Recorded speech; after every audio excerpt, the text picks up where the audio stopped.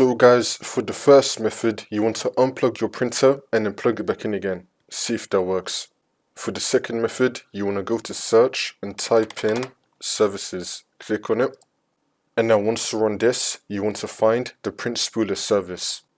So scroll down until you find print spooler. Here it is. Double click on it. You want to make the startup type automatic and then click on start, which will then make the service status running. And then click on OK. Now you want to click on restart. You want to restart the print spooler service. See if that works. For the next method, you want to go to search and type in printers and scanners. Click on it. Now once you're on this, you want to find your printer. You want to select it. Then you want to click on remove. You want to unplug your printer, plug it back in again. Then you want to select add device. It's then going to start scanning and searching for your printer.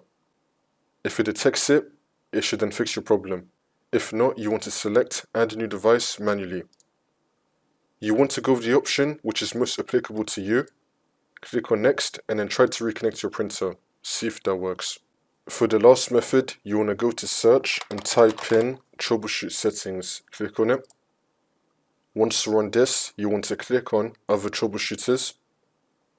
And now you want to find printer. Click on run. And now this will come up, the printer troubleshooter. You want to scroll down and then click on yes to run the printer diagnostics.